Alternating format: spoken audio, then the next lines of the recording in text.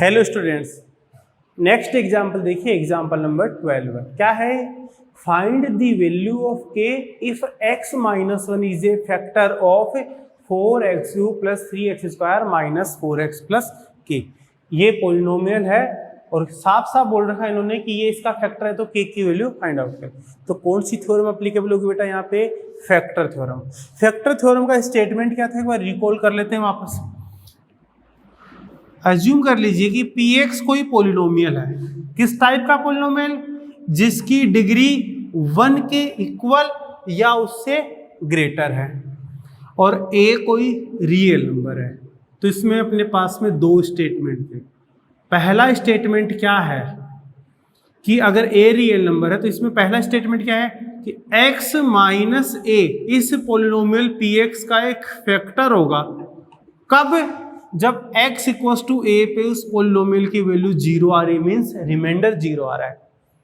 Reminder 0 आ रहा है तो ये इसका फैक्टर होगा।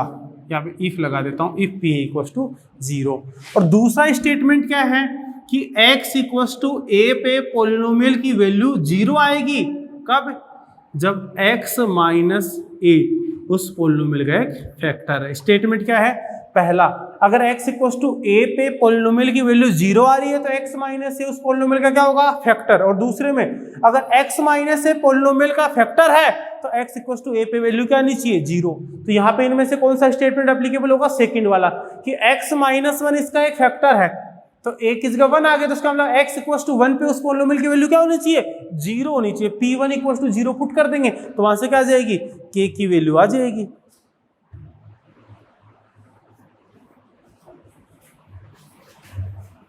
तो कैसे करेंगे इसको? लिखने का तरीका देखिए बेटा, हो सकता है मेरा मेथड बुक वाले से थोड़ा डिफरेंट हो सकता है। वी हैव, इस पोलिनोमियल की नेमिंग नहीं की हुई है तो अज्यूम कर लेते हैं वी हैव लेट px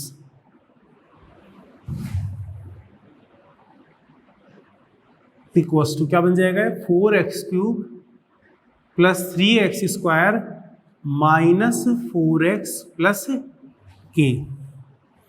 अब देखिए मैं क्या लिख रहा हूं, उसको ध्यान से देखना बेटा, बाद में काम में आएगा। फैक्टर थ्योरम के अकॉर्डिंग क्या होना चाहिए वो चीज बता रहा हूं यहाँ पे।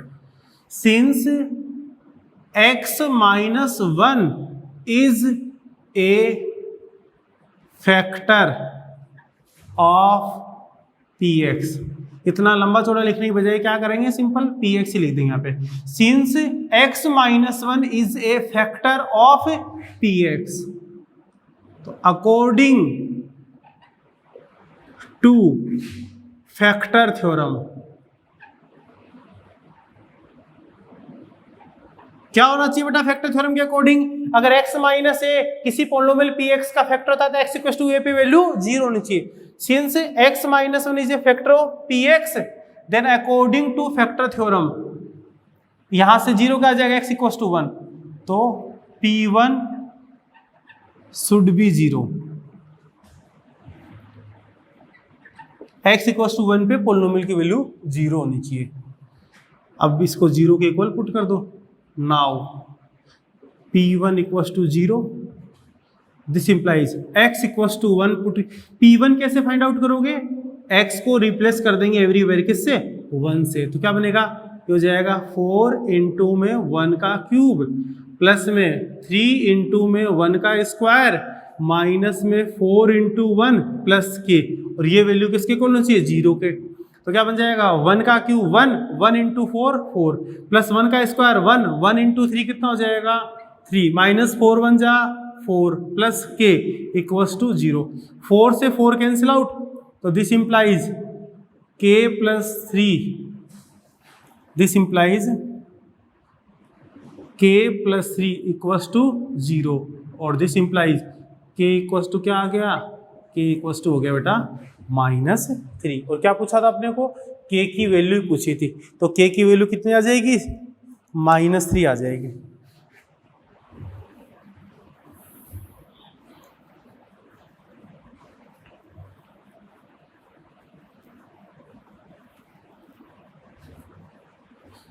ये तो हो गया बेटा रिमाइंडर थ्योरम, फैक्टर थ्योरम्स वगैरह उनसे रिलेटेड स्टेटमेंट। अब इनका यूज क्या है वो देखेंगे। अब अपन क्या करेंगे, पोलिनोमियल्स का फैक्टराइजेशन करेंगे। एक बार 2 डिग्री के पोलिनोमियल मतलब क्वाड्रेटिक पोलिनोमियल को फैक्टराइज करेंगे। उसके लिए 2 मेथड है, एक तो फैक्टर थ्योरम वाला है और एक कौन सा होगा, मिडिल टर्म को स्प्लिट करके, और फिर क्यूबिक करेंगे।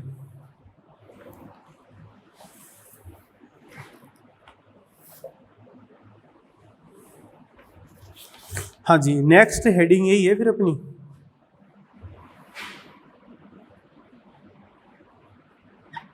Factorisation.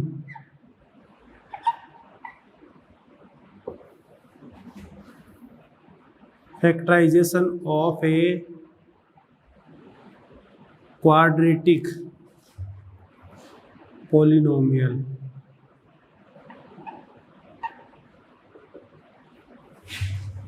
by splitting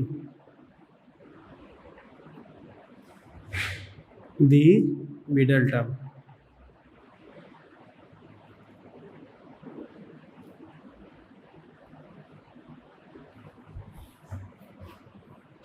Factorization of a quadratic polynomial by splitting the middle term। कैसे करेंगे, पहले तो मैं मेथड आपको समझा देता हूं क्या होगा कैसे होगा। मान लीजिए बेटा अपने पास में एक क्वाड्रेटिक पोलिनोमियल किस फॉर्मेट में, standard format, ax² plus bx plus c, where a does not equal to 0 होना चाहिए। मैं स्टैंडर्ड फॉर्मेट लिख रहा हूँ। स्टैंडर्ड का मतलब क्या है कि यहाँ पे x raise to the power n जो भी आएगा उसका कोफिशिएंट ऑलवेज क्या होगा, नॉन जीरो रियल नंबर होगा। अब देखिए बेटा मेरे को क्या करना है, लीनियर फैक्टर में फैक्टराइज करना है। यहाँ पे डिग्री कितनी है, 2। अब लीनियर फैक्टर में फैक्टराइज करेंगे तो क्वाड्रेटिक पोलिनोमियल के कितने फैक्टर होंगे, 2 फैक्टर्स होंगे। मैं अज्यूम कर लेता हूं बेटा पहला फैक्टर है px प्लस q, क्योंकि लीनियर फैक्टर इस रूप में होगा ना, यहाँ पे x का कोफिशिएंट कुछ भी आ सकता है प्लस में कांस्टेंट, और दूसरा क्या हो जाएगा pq हो गया, और इसको मैं मान लेता हूं rx प्लस s। क्या अज्यूम कर रहा हूं कि अपने पास क्या बेटा एक क्वाड्रेटिक पोलिनोमियल है जिसको 2 लीनियर पोलिनोमियल में ब्रेक कर दिया। फॉर एग्जांपल जैसे अपने पास है 2x² माइनस 7x प्लस 6 है। अगर आप जैसे इसको फैक्टराइज करोगे तो कितना बनेगा, ये बनेगा, ये हो जाएगा 2x² माइनस का 4x minus 3x plus 6, 2x common लेंगे तो x माइनस 2 माइनस 3 कॉमन लेंगे तो x माइनस 2, मतलब ये बन जाएगा बेटा 2x माइनस 3 इंटू में x माइनस 2। तब देखिए यहाँ पे जब वापस इनको मल्टीप्लाई करोगे तो मल्टीप्लाई करने पे आपको क्या मिलेगा, यही मिलेगा। तो यहाँ पे देखिए ये जो लीनियर पोलिनोमियल है वो px प्लस q के रूप में, यहाँ पे p कितना है 2 है, x सही, और q कितना -3, यहाँ पे x का कोफिशिएंट 1 आ गया। तो क्या हो गया, इस क्वाड्रेटिक पोलिनोमियल को अपने 2 लीनियर पोलिनोमियल में फैक्टराइज कर दिया। ये समझाने के लिए था कि मतलब किस टाइप से फैक्टर लिखे हुए आए कैसे, वो आप खुद भी करने लग जाओगे, वही चीज बताने के लिए कर रहे हैं। अब जैसे इनको अंदर मल्टीप्लाई करेंगे, मल्टीप्लाई करने पे क्या आ रहा है, ये आ रहा है pr(x²), फिर x का कोफिशिएंट क्या आएगा, यहाँ पे ये आ जाएगा PS और QR, तो हो जाएगा PS प्लस QR इंटू में x, और प्लस में क्या हो जाएगा QX, QX नहीं QS, कॉन्स्टेंट है, Q और S का मल्टीप्लाई। अब ये जब पहले ओरिजिनल जो क्वाड्रेटिक पोलिनोमियल था उसको फैक्टराइज किया था अपन ने, कि मान लीजिए अज्यूम कर लेते हैं 2 लीनियर फैक्टर ये बन रहे हैं। अब वापस इन 2 लीनियर फैक्टर को मल्टीप्लाई करने पे यही तो क्वाड्रेटिक इक्वेशन बननी चाहिए। तो इसका मतलब जब कंपैरिजन कर रहे हैं तो x² का कोफिशिएंट यहाँ तो a है, यहाँ पे pr है, तो a तो क्या होना चाहिए pr, b क्या हो गया ps प्लस qr, और c कांस्टेंट क्या हो गया qs। यहाँ पे देखो b पहले यहाँ पे सिर्फ b था, अब b 2 टर्म्स के सम के रूप में रिप्रेजेंट हो गया ps प्लस qr, मतलब अपन ने क्या किया, ये मिडल टर्म ही तो है। जब अपन स्टैंडर्ड फॉर्मेट में लिखेंगे, स्टैंडर्ड फॉर्मेट क्या होता है पोलिनोमियल का, या x की पावर डिक्रीजिंग ऑर्डर में लिखें तो x² 2 x² 1 x² 0, तो मिडल टर्म ही तो बनेगी बीच की टर्म। तो मिडल टर्म को क्या कर दिया अपन ने, स्प्लिट कर दिया, 2 पार्ट में ब्रेक कर दिया। किस टाइप से ब्रेक किया है, कि जब उन दोनों पार्ट को ऐड कर रहा हूं तब तो क्या मिल रहा है, बी मिल रहा है, और जब इन दोनों पार्ट को मल्टीप्लाई कर रहा हूं तो P S into Q R क्या आ गया, ये देखो ध्यान से, पी क्यू आर एस ही तो है, पी क्यू आर एस, और इसको रीअरेंज करके ऐसे भी तो लिख सकता हूं पी आर इंटू में क्यू एस, क्योंकि अब मल्टीप्लाई में तो कैसे लिखो, मल्टीप्लाई में तो अभी भी पी क्यू आर एस, ये भी पी क्यू आर एस, ये भी। ऐसा क्यों किया, क्योंकि पी आर को लिख रहा हूं मैं ए और क्यू एस को लिख रहा हूं सी। तो अपन ने किया क्या है, मिडिल टर्म को स्प्लिट किया है, और किस टाइप से स्प्लिट किया है मिडिल टर्म को, कि जब उन दोनों को ऐड करें तो ऐड करने पे तो मिडिल टर्म बन जाए वापस। यहाँ पे कोफिशिएंट की बात कर रहा हूँ फिलहाल, या मिडिल टर्म भी ले सकते हो पूरी पूरी, कोई प्रॉब्लम नहीं है। और जब उन दोनों पार्ट को मैं मल्टीप्लाई कर रहा हूं तो ए और सी इन आउटर कोफिशिएंट के मल्टीप्लाई के इक्वल आ रहा है। देख लो आप ध्यान से, मिडिल पार्ट का जो कोफिशिएंट है उसको दो पार्ट में, ऐसे दो पार्ट में ब्रेक कर रहा हूं जिनको ऐड करने पे तो क्या मिल जाए अपने को, वापस वही मिल जाए बी एक्स का कोफिशिएंट, और उन दोनों पार्ट को मल्टीप्लाई करने पे जो वैल्यू आनी चाहिए वो किसके इक्वल आनी चाहिए, ए इंटू सी, आउटर जो कोफिशिएंट है उनके मल्टीप्लाई के इक्वल आनी चाहिए। अब इसको एग्जांपल से समझिए आप, जैसे मैंने दे दिया एक्स स्क्वायर माइनस का 7x प्लस का 12 है, सिंपलेस्ट है, एक बार समझो, सिर्फ कोफिशिएंट को लिख लो, जैसे ए बी सी है वहाँ, एक्स स्क्वायर का कोफिशिएंट 1, एक्स का कोफिशिएंट -7, और ये प्लस का ही ले लेता हूँ, चलो इसको एक बार, +7, और ये क्या बन गया 12 है। करना क्या आपने को, जो मिडिल टर्म है उसको स्प्लिट करना है। कैसे, ऐसे दो पार्ट में जिनको ऐड करने पे तो वापस यही बन जाए, और मल्टीप्लाई करने पे किसके मल्टीप्लाई के इक्वल आए, ए और सी के मल्टीप्लाई के इक्वल। ए और सी क्या है यहाँ पे, 1 और 12 है, 1 और 12 का प्रोडक्ट क्या हो गया 12 है। तो इसको फैक्टराइज करो एक बार, 12 को 2 नंबर्स के 2 इंटीजर्स के प्रोडक्ट के रूप में, तो 1 इंटू 12 12 होता है, या 12 इंटू 1, 2 इंटू 6 भी 12 है, 3 इंटू 4 भी 12 है, फिर 4 इंटू 3 यही बात आ जाएगी, फिर 6 इंटू 2 और 12 है, ये फैक्टर बन जाएगी। अब इसमें से दो ऐसे फैक्टर लो जिनका सम 7 मिल रहा है, 1 और 12 13, 2 और 6 8, 3 और 4 7, तो 3 + 4 बन गया। तो देखो अपन ने 7 को क्या लिख दिया, 3 + 4 लिख दिया, तो 3 + 4 करने पे 7, मतलब उन दोनों नंबर को ऐड करने पे बी आ गया मिडिल टर्म वाला कोफिशिएंट। और जब उन दोनों को मल्टीप्लाई करें 3 इंटू 4, वो क्या आ रहा है, आउटर कोफिशिएंट के प्रोडक्ट के इक्वल आया कि नहीं आया, बिल्कुल आ गया। तो उसका मतलब 7 को क्या लिखना है, 7 को अपन लिखेंगे 3 + 4। तो यहाँ कर क्या रहे हैं, मिडिल टर्म को स्प्लिट कर रहे हैं, इसलिए इस मेथड का नाम क्या है, by splitting the middle term. तो देखिए क्या हो जाएगा, ये हो गया एक्स स्क्वायर प्लस में 7 को लिख दिया मैंने 3 + 4x प्लस में 12 है, तो क्या बन गया, ये हो गया एक्स स्क्वायर प्लस में क्या हो गया 3x प्लस में 4x प्लस में 12 है। यहाँ इन दोनों से क्या कॉमन दिख रहा है अपने को, x, तो क्या बन गया x + 3। यहाँ इन दोनों से क्या कॉमन आ रहा है 4, तो 4 कॉमन लेते क्या बन जाएगा, कॉमन का मतलब डिवाइड ही कर रहे हैं, तो यहाँ 4 आ गया और 12 को 4 से डिवाइड करेंगे। करना क्या होता है अपने को, यहाँ दोनों फैक्टर सेम बनाने होते हैं, क्यों, ताकि जब सेम फैक्टर दिखेंगे तो कॉमन ले ले बेटा इनको। तो x + 3 यहाँ भी है, x + 3 यहाँ भी है, तो x + 3 जब मैं यहाँ से कॉमन लूंगा तो यहाँ क्या बचेगा x, और यहाँ पे क्या आएगा प्लस का 4। तो देखो x square plus 7x plus 12 है, तो इसको फैक्टराइज करके अपन ने क्या लिख दिया x + 3 इंटू में x + 4। जब वापस इनको मल्टीप्लाई करके देखोगे तो यही बनेगा। तो इसका मतलब क्वाड्रेटिक पोलिनोमियल को अपन ने क्या कर दिया, 2 लीनियर पोलिनोमियल के प्रोडक्ट के रूप में रिप्रेजेंट कर दिया है। किसकी हेल्प से, स्प्लिटिंग दी मिडिल टर्म की हेल्प से। ये स्प्लिटिंग वाला मेथड है बेटा, तो इसी मेथड की हेल्प से अपन क्वेश्चन करेंगे। और दूसरा अपने पास में फैक्टर थ्योरम वाला एप्लीकेबल है, उसकी हेल्प से कैसे करोगे वो भी बता देंगे आप लोगों को।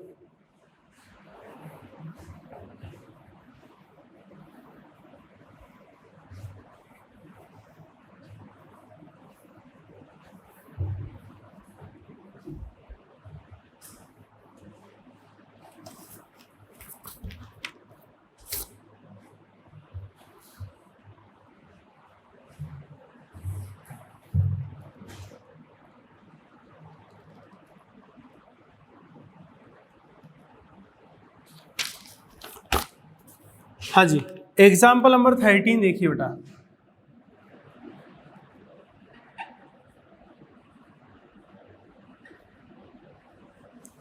क्या बोल रखा है एग्जाम्पल नंबर 13 में? Factorize 6x² plus 17x plus 5 by splitting the middle term, splitting the middle term and by using the factor theorem.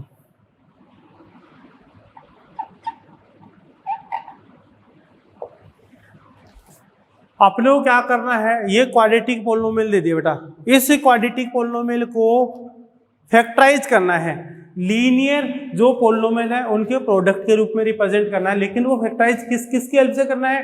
पहला तो दे दिया अपने को स्प्लिटिंग दी मिडल टर्म, और सेकंड मेथड क्या दे दिया? Using the factor theorem. अब देखिए बेटा, एक बात मैं आपको यहीं पे क्लियर कर देता हूं, जब भी कभी ऐसी सिचुएशन आए अपने पास में कि अपने को क्या दे रखा है, सिंपल इतना बोल दिया कि क्वाड्रेटिक इक्वेशन को फैक्टराइज करो, तो जहां तक पॉसिबल हो ना स्प्लिटिंग दी मिडल टर्म से करना, क्योंकि फैक्टराइज वाला जो है फैक्टर थ्योरम वाला वो कब ज्यादा सूटेबल रहेगा? जब x² का कोफिशिएंट 1 बनेगा तब। अगर x² का कोफिशिएंट 1 नहीं है तो इसको 1 बनाने के लिए 6 कॉमन लेंगे, तो यहाँ पे क्या बन जाएगा? 5/6 बन गया इसमें, मतलब एक फ्रैक्शन बन गया, और फ्रैक्शन के फैक्टर करना अपने लिए थोड़ा सा डिफिकल्ट होता है। तो चलिए कोई बात नहीं, अभी कर देते हैं इसको दोनों मेथड से, जो आपको ज्यादा सूटेबल लगे उससे कर लेना बेटा। सबसे पहले बाय स्प्लिटिंग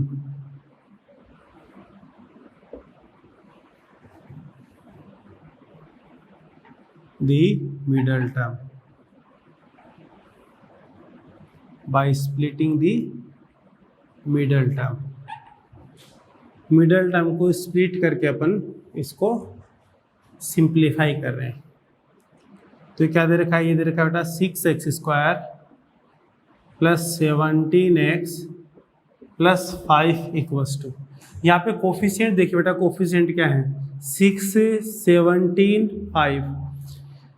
तो इसका मतलब जो मिडल टर्म है उसको ऐसे दो नंबर के सम के रूप में रिप्रेजेंट करना है, जिनको ऐड करने पे तो क्या है? 17 आए, और मल्टीप्लाई करने पे आउटर कोफिशिएंट का प्रोडक्ट 6 5 जा 30 ये आना चाहिए। तो अभी 30 मिलना चाहिए प्रोडक्ट। तो सबसे पहले क्या करेंगे? सबसे बढ़िया तरीका ये होता है कि जो प्रोडक्ट मिलना चाहिए ना, उस प्रोडक्ट को क्या करो? 2 इंटीजर्स के प्रोडक्ट के रूप में रिप्रेजेंट कर लो आप। तो 30 को लिख रहा हूं बेटा मैं 1 × 30, फिर 2 × 15, फिर 3 × 10, फिर 5 × 6, और फिर आगे 6 × 5, 10 × 3, 15 × और 30 × 1 ये बनेंगे। तो इनको रिपीट नहीं करेंगे। तब इनमें से ऐसे दो नंबर ढूंढ लो जिनका सम 17 आ रहा है। 30 और 1 31, 10 और 3 13, 6 और 5 11, और 2 और 15 कितना हो गया? 17 हो गया। तो यहाँ पे इसको क्या लिख देंगे अपन? 2 + 15 लिख देंगे, क्योंकि 15 + 2 होगा 17, और 15 2 जा कितना हो जाएगा? 6 5 जा 30 के इक्वल हो जाएगा। तो चलिए करते हैं सिंप्लीफाई।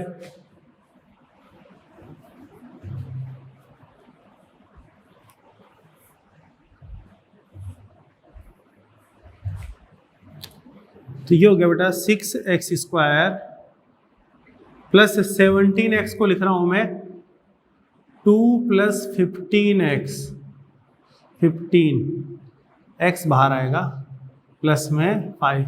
अब क्या करो? इस x को अंदर मल्टीप्लाई कर दो। तो ये हो गया बेटा 6x² प्लस में 2x प्लस में 15x प्लस में 5। इन दोनों से क्या कॉमन आ रहा है? 2 कॉमन आ रहा है, और x भी कॉमन आ रहा है। तो 2x कॉमन लेते क्या बनेगा?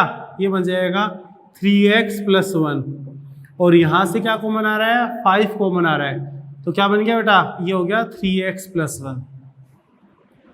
तो ये क्या बन गया? ये हो गया 3x + 1 इंटू में 2x + 5। तो this implies 6x² plus 17x plus 5 को फैक्टराइज करके क्या लिख दिया अपन ने 3x प्लस 1 इंटू में 2x प्लस 5। चलिए जी ये काम तो हो गया।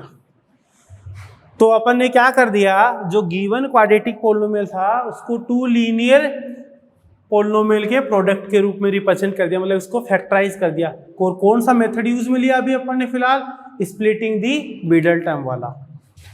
अब नेक्स्ट देखिए कौन सा काम में लेंगे, factor theorem by factor theorem. Factor theorem की हेल्प से आप कैसे फाइंड आउट करोगे, ये देखो आप। तो फैक्टर थ्योरम के लिए आपको क्या करना है, ध्यान से समझना बेटा। इसको px मान लेते हैं, तो ये क्या है 6x² plus 17x plus 5। Factor theorem से भी क्या चेक करेंगे, x की डिफरेंट वैल्यूज पुट करेंगे इसमें, जिसके लिए 0 बन जाएगा। जैसे x = 1 के लिए मान लीजिए 0 बन गया, तो x - 1 क्या हो जाएगा, उसका फैक्टर हो जाएगा। ऐसे क्या करना अपने को, 2 फैक्टर फाइंड आउट करने। अब अपने को क्या पता वो 2 फैक्टर्स कौन से होंगे, इनफाइनाइट फैक्टर्स। अपन थोड़ी इनफाइनाइट वैल्यूज के लिए अपने को ये चेक करना पड़ेगा। तो इसका सबसे बढ़िया तरीका क्या होगा कि देखो, जब यहाँ पे x² का कोफिशिएंट 1 हो तब तो टेंशन लेनी नहीं है, तुरंत ही काम हो जाएगा। जब x² का कोफिशिएंट 1 नहीं है तो सबसे पहले तो इसको 1 बनाओ। 1 बनाओगे कैसे, 6 कॉमन ले लिया, तो 6 कॉमन लेते क्या बनेगा x², फिर प्लस में 17/6 x प्लस में 5/6। अब ये x² का कोफिशिएंट क्या है, यहाँ पे 1 है, तो बेटा अपने को जो भी फैक्टर मिलेगा ना वो x + a × x + b के रूप में मिलेगा। क्यों, क्योंकि x × x x² तभी तो बनेगा और बाकी कोई ना कोई आएगा। तो ये क्या बन जाएगा x² प्लस में a plus b × x plus ab, और कांस्टेंट टर्म क्या आएगा यहाँ पे ab आएगा।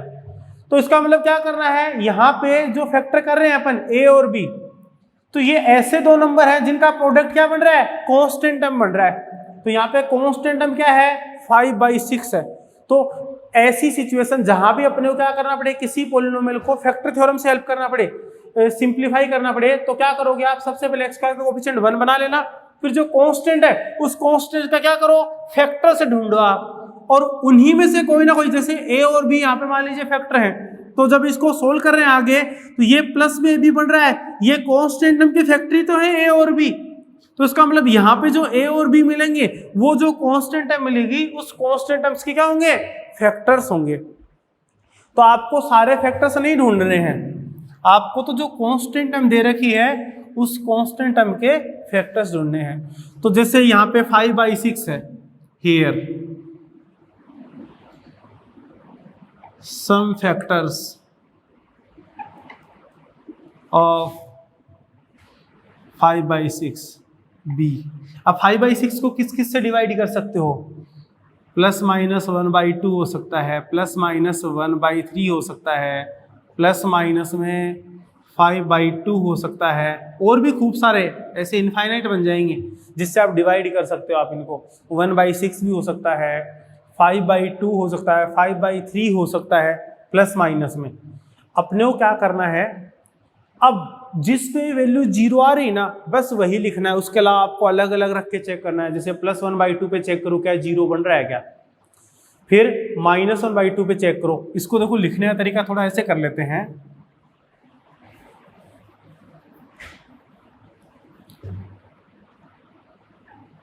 हियर ये 6x² प्लस 17x प्लस जो 5 है इसमें से 6 कॉमन ले रहा हूं मैं, तो क्या बन जाएगा x² प्लस में 17x, ये 6 आ जाएगा, प्लस में 5/6, और इसको सिर्फ px मान लेते हैं।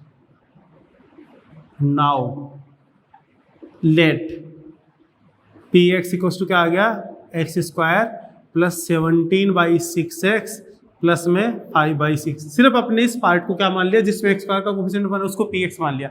अब सबसे पहले सिर्फ इसी की फैक्टर करेंगे अपन। तो यहाँ पे देखो बेटा एक, तो अब ऐसे अलग अलग वैल्यू रखोगे तो कंफ्यूजन हो जाएगा यहाँ पे, तो चेक करना पड़ेगा। अब जैसे यहाँ पे देखिए, नाउ मैं -1/3 पे वैल्यू चेक कर रहा हूँ। मैं सिर्फ यहाँ पे वही वैल्यू लिखूंगा जिन पे वैल्यू पोलिनोमियल की 0 आ रही है। p माइनस 1/3 क्या हो जाएगा, माइनस में 1/3 का स्क्वायर प्लस 17/6 इंटू में माइनस का 1/3 प्लस में 5/6, तो कितना हो गया 1/9, फिर माइनस में 17 अपॉन में 18 प्लस में 5/6। 6, 18 और 9 का एलसीएम क्या हो जाएगा 18, 9 2 जा 18 माइनस का 7 और 6 3 जा 18, 5 3 जा 15, 15 और 2 कितना हो गया, ये हो गया 17 माइनस 17 अपॉन 18, 17 माइनस 17 0, 0 अपॉन 18 कितना 0। तो since p minus 1/3 equals to 0, x equals to minus 1/3 पे इसकी वैल्यू 0 आ रही है, तो फैक्टर थ्योरम से क्या कह सकते हैं कि जब x इक्वस टू a पे pa 0 होता है, x माइनस से क्या होता है उस पोलिनोमियल का एक फैक्टर होगा। Since p minus 1/3 equals to 0 by factor theorem, factor theorem से अपन क्या कह सकते हैं x यहाँ पे a की जगह क्या माइनस 1/3, तो ये प्लस 1/3 हो जाएगा by factor theorem. x plus 1/3 is a factor of px।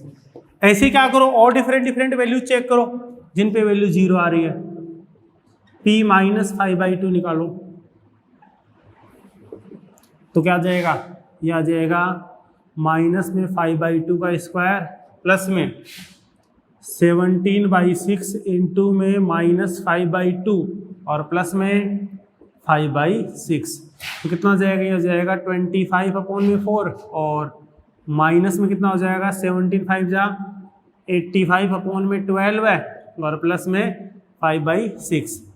LCM क्या आएगा बेटा यहाँ पे 6 4 और 12 का 12 आ जाएगा, 4 3 जा 12 है और 25 3 जा 75 माइनस में 85 और 2 5 जा 10, तो क्या बन गया, ये हो गया 85 माइनस 85 अपॉन 12 है, तो 0 अपॉन 12 है इक्वल्स टू 0। स्पेस का मतलब बेटा मैं यहाँ पे लिख रहा हूँ आगे। तो सिंस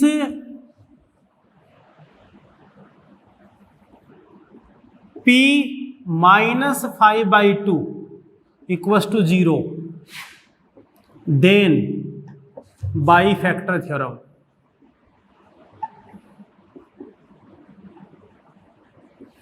pa इक्वल्स टू 0 है, तो फैक्टर थ्योरम से क्या कहोगे x माइनस से px का क्या होगा एक फैक्टर होगा, तो y factor theorem x plus 5/2 is a factor of px, ये px का एक फैक्टर हो जाएगा। अब क्या था ये px, एक क्वाड्रेटिक पोलिनोमियल, तो क्वाड्रेटिक पोलिनोमियल के कितने लीनियर फैक्टर होंगे 2, तो एक अपन ने फैक्टर यहाँ पे चेक कर ही लिया है, दूसरा फैक्टर ये आ गया, तो अब आगे सिंप्लीफाई करके लिख सकते हैं। तो सिंस 6x स्क्वायर प्लस में 17x प्लस 5 इक्वल्स टू क्या माना अपन ने 6px, अरे इसको तो px मान ही लिया बेटा अपन ने, और ये 6 इंटू में था तो 6px माना अपन ने, तो क्या बन गया 6 इंटू में px, और px क्या है, px के दो फैक्टर आ गए ना, एक तो x प्लस 1/3 और दूसरा क्या आ गया x प्लस में 5/2। एलसीएम लो यहाँ पे, तो ये क्या बन जाएगा 3x प्लस 1 अपॉन में 3 और ये बन जाएगा 2x प्लस 5 अपॉन में 2, तो 3 2 जा 6, 6 से 6 गया तो क्या बन गया 3x प्लस 1 इंटू में 2x प्लस 5। तो यहाँ पे ध्यान से देखिए बेटा, जब अपन स्प्लिट कर रहे हैं मिडिल टर्म को तब भी ये फैक्टर आ रहे हैं, और फैक्टर थ्योरम से कर रहे हैं तब भी ये फैक्टर आ रहे हैं। यहाँ पे अपने को प्रॉब्लम क्रिएट क्यों हुई, क्योंकि यहाँ बेटा एक्स स्क्वायर जो है उसका कोफिशिएंट 1 नहीं है, एक्स स्क्वायर का कोफिशिएंट 1 नहीं है, तो 1 बनाने के लिए अपन ने 6 कॉमन लिया, तो जो कांस्टेंट है बेटा वो क्या बन गई अपनी पास एक फ्रैक्शन बन गई, और फ्रैक्शन के फैक्टर्स इनफाइनाइट हो सकते हैं। तो इसका मतलब अब कौन से फैक्टर पे वैल्यू 0 आएगी वो चेक करने में अपने को क्या है डिफिकल्टी होगी। अगर एक्स स्क्वायर का कोफिशिएंट 1 होता है ना, तब यहाँ पे जो वैल्यू मिलेगी अगर फ्रैक्शन नहीं है तो प्राइम नंबर है, या जैसे मान लीजिए कोई भी इंटीजर है तो उसके फैक्टर क्या होंगे लिमिटेड फैक्टर होंगे, और लिमिटेड फैक्टर में क्या है कोई प्रॉब्लम नहीं होगी। और जब लिमिटेड फैक्टर्स होते हैं, यहाँ पे अगर फ्रैक्शन नहीं बन रही है तो आपके 9th में तो ज्यादा दिमाग लगाना ही नहीं है, क्या +1 +2 +3 या -1 -2 -3, इन पे कोई ना कोई एक फैक्टर आपको मिलेगा ही मिलेगा, मतलब वैल्यू पॉलिनोमियल की 0 आएगी, डेफिनेटली आएगी 9th लेवल पे बेटा। तो एग्जाम्पल नंबर 13 हो गया है। अब बेटा देखो एग्जाम्पल नंबर जो 14 है वो भी ऐसा ही है, और साफ बोल रखा है कि फैक्टर थ्योरम से करना है, मतलब अपने को ये वाला मेथड काम में नहीं लेना है। लेकिन इस बार देखो अच्छी बात क्या है कि यहाँ पे y² का कोफिशिएंट 1 है और कांस्टेंट 6 है, तो 6 के फैक्टर क्या क्या हो सकते हैं, किस किस से डिवाइड हो रहा है, 1 2 3 और 6 से। ये प्लस में भी हो सकते हैं माइनस में भी हो सकते हैं। तो आपको तो क्या चेक करना है, सिंपली अभी निके 1 2 3 6 या माइनस में भी -1 -2 -3 और -6, इन पे चेक कर लेना, 2 पे वैल्यू 0 आ जाएगी, वही चाहिए अपने को। तो चलिए कोई बात नहीं, जो भी है मैं करवा दूंगा नेक्स्ट वीडियो में। आज के लिए इतना ही। इसकी बेटा थोड़ी सी प्रैक्टिस करना और बुक में जो कुछ भी दे रखा है उसकी रीडिंग लगाना, क्योंकि ये अजीब टाइप का ही था ये क्वेश्चन, और हो सकता है कि कई बच्चों को तो ऊपर से ही गया होगी, क्या करवा दिया सर समझ ही नहीं आया। कोई बात नहीं, अपने पास बेटा टेंशन मत लेना अगर ये मेथड समझ में नहीं आया, क्योंकि ये तो क्या फर्स्ट क्वेश्चन था फैक्टर थ्योरम का। इस टाइप के अपने पास खूब क्वेश्चन आएंगे, जो अगली एक्सरसाइज है वो फैक्टर थ्योरम पे ही है, तो टेंशन मत लेना, प्रैक्टिस करोगे बार बार तो बहुत अच्छी से समझ में आने लग जाएगा।